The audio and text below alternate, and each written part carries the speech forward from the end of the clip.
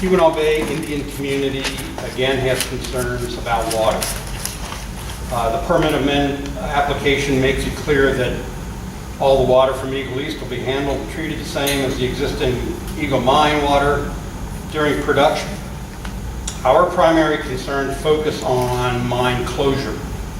The mined out areas of the two mines will create very large permeable volumes of reactive rock. Volume 1 of the application states that the waste rock itself is potentially reactive.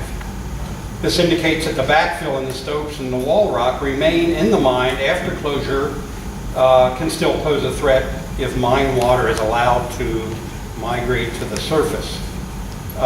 In that regard, the amendment application indicates that the main Eagle decline and the Eagle East will not need to be reclaimed. No reclamation of the declines will leave the declines as large room-sized conduits for bedrock groundwater, the Precambrian brines, to potentially migrate towards the surface, particularly if there's any kind of upward groundwater gradient. So this water reaching the surface in the long term is of concern. Amending the existing Eagle mining permit is an efficient way to get Eagle East permitted to production, but it also means, I guess in contrary to what you're putting forth here tonight, that it means that this is all one mine. And I have the opinion that all the questions about the main Eagle mine now become relevant to Eagle East because it is all one mine and it is all under one mining permit. I do have comments here about the life of mine design and the crown pillar, but we'll keep that to the end per your request.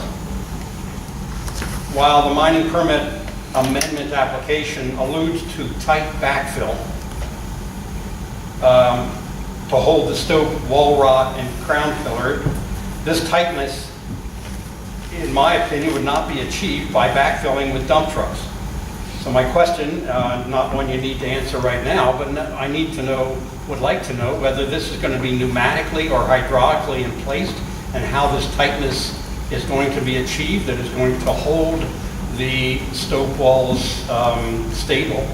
You might remember from the 2006 application for the Eagle Mine that one of the contentions was that all this backfill will settle with time and that it will not provide adequate support to the sidewalls and potentially to the crown pillar if we're going to allow to talk about that. So yeah, tight backfill, that's a term that we kind of need to dwell on a little bit as we get into this. I agree with the previous speaker who says that financial assurance is not adequate. You talk about site reclamation and post-closure monitoring costs, MDEQ administrative costs, and operating and environmental contingency costs. That last one, the environmental contingencies, the nature and scope possible with this mine could be quite large. A collapse, I'll leave out the word crown pillar, over the Eagle stopes and under the Salmon Trout River, or the artesian flow of brines into the mine workings, would create a perpetual care situation. If you have any kind of upward gradient to the Precambrian brines that would have to be treated, that's perpetuity.